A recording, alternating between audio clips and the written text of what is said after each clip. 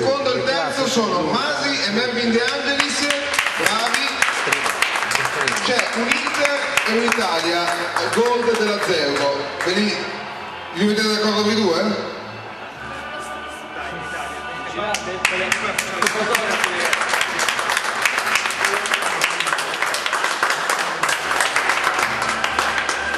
Poi c'è ancora una Zeugo per Federico Solari,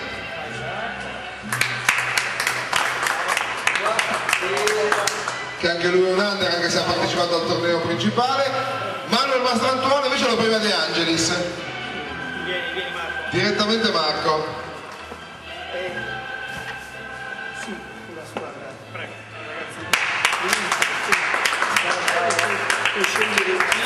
Ecco, De Angelis a sorpresa fa scegliere al vincitore under una squadra delle sue produzioni e ringraziamo Marco perché è stato gentilissimo.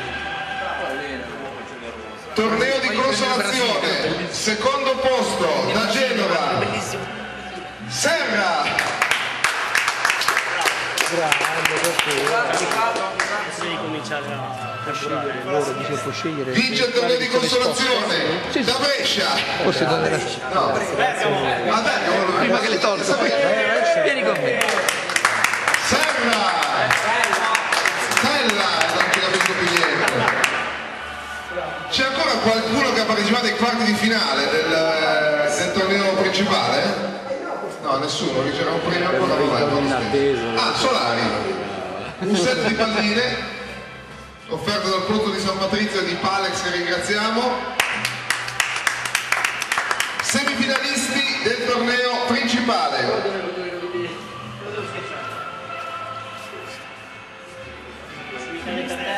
Fa lo stesso. Stefano Bacchin. Bravo.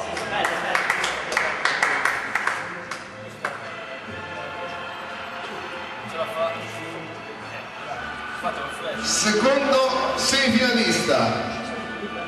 Non c'è, era la Pugnani. Glielo diamo poi con calma. Secondo posto del torneo Franco Motors 2008, Enzo De Bastiani. Bravo.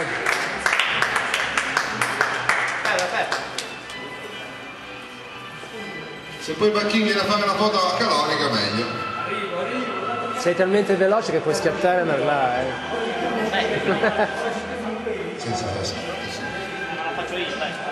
Tutto io devo fare. Vince il suo primo torneo in assoluto. Alla grande età. Da Franco Calonico.